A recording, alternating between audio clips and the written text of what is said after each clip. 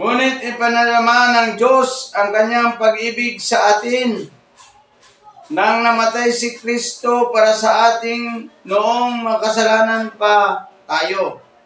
Si Kristo po ay namatay nung tayo ay mga makasalanan pa. Kaya ipinadama ng Diyos ang kanyang pag-ibig sa atin. Ganon ipinadama ng Diyos ang pagmamahal niya sa atin, sabi ng Roma, na ibinigay niya ang kanyang sarili para sa atin. Wala pong makakapagbigay ng kanyang buhay sa ating mga kaibigan, maliban lang na sa isang nagkatawang tao na Diyos na nagkatawang tao para tubusin tayo sa ating mga kasalanan. Binigay niya ang kanyang buhay para sa atin. Binigay niya ang kanyang sarili para hindi po tayo mapahamak sa impyerno. Kaya ang tanging paraan lamang para matubos ang tao sa kasalanan ay tanggapin niya si Jesucristo bilang Panginoon niya at tagapagligtas ng kanyang buhay. Kasi po kung hindi natin tatanggapin si Kristo bilang Panginoon at tagapagligtas ng ating buhay, ang sabi ng Biblia, mapahamak tayo sa naglalagablab na apoy ng impyerno. Ang apoy ng impyerno po, mayroon siyang buhay na uod na hindi namamatay. Kaya mahirap pumasok sa impyerno, naglalagablab na apoy. Kaya sabi ng Panginoon, ayaw ng Diyos na may mapahamak. Ayaw ng Panginoon na may mapahamak sa impyerno. Sino man po kayo, ayaw ng Diyos na may mapahamak. Kaya nga, pinasisikat ng Diyos ang araw para sa mga makasalanan at mga banal. Binibigyan ng Diyos ng ulan ang mga makasalanan at mga banal para kalingain ng Diyos ang lahat ng tao. Kalingain ng Diyos ang lahat ng tao na ang lahat ay hindi mapahamak. Ang Diyos ay naghihintay pa rin sa atin. Sa ating muling pagbabalik, muling paglapit natin sa Diyos, na kung paanong ipinadamaan niya ang kanyang pag-ibig sa atin, namatay siya para sa atin. Tayo naman ay bilang response natin sa ating Panginoong Jesucristo, na muli tayong lumapit sa Kanya at humingi ng patawad, magsisi sa ating mga kasalanan at sabihin natin, O Diyos, ako po ay isang makasalanan. Ako po ay nagsisisi at tatalikod sa aking kasalanan at bubuksan ko po ang aking puso at tatanggapin kita bilang Panginoon ko at tagapagligtas ng aking buhay. Ito ngayon ang panahon. Magtika tayo. Concentrate tayo sa paghingi ng patawad sa Diyos, sa paghingi ng mga kapatawaran ng ating mga kasalanan. At sikapin natin maipasok natin sa ating mga puso ang Panginoong Jesucristo. Aniya natin, sabihin natin na pumasok ang ating Panginoong Jesucristo sa ating puso upang tayo ay maligtas. Upang ang ating mga pangalan ay may sulat sa aklat ng buhay.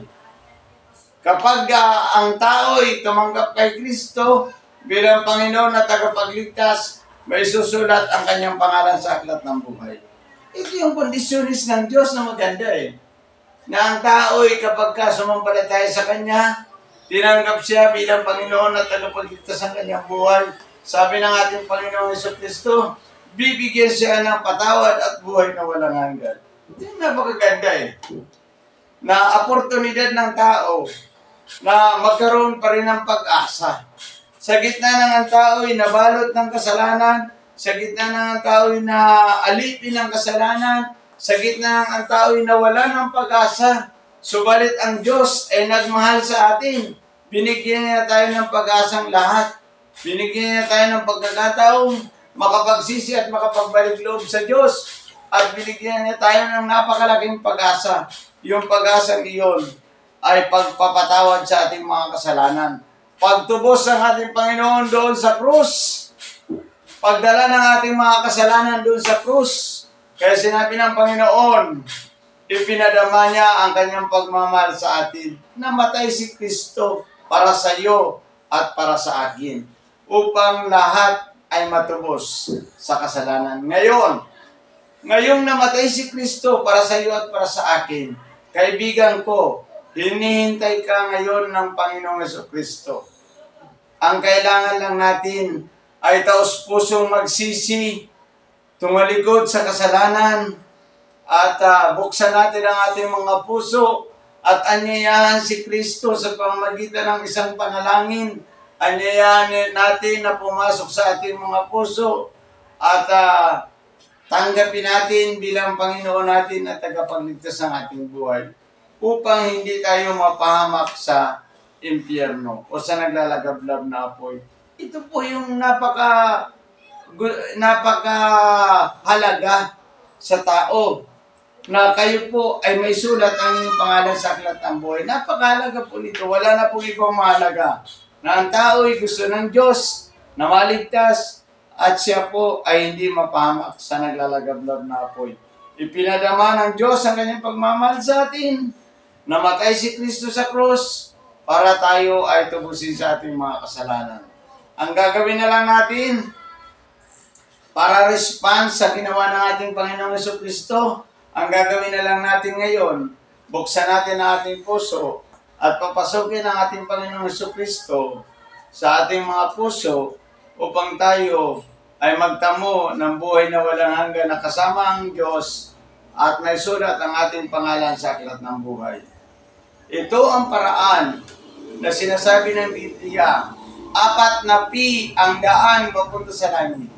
Pagsisisi, pagtalikod sa kasalanan, pagtanggap kay Kristo bilang Panginoon at tagapagligtas, at pagsulat ng Panginoong Jesucristo ng iyong pangalan sa aklat ng buhay. Ito ang katangian at ito ang pag-asa ng isang taong lumalapit sa ating Panginoon. Ngayong umaga. Ngayong umaga, salamat po. Naway umintig sa inyong mga puso at inyong mga damdamin ang salita ng Diyos na ito ang katotohanan. Sino mong magsisisi at tatanggapin si Jesus bilang Panginoon at tagapagligtas ng kanyang buhay ay maliligtas. Salamat po, purihin natin ang Panginoon ngayong umaga.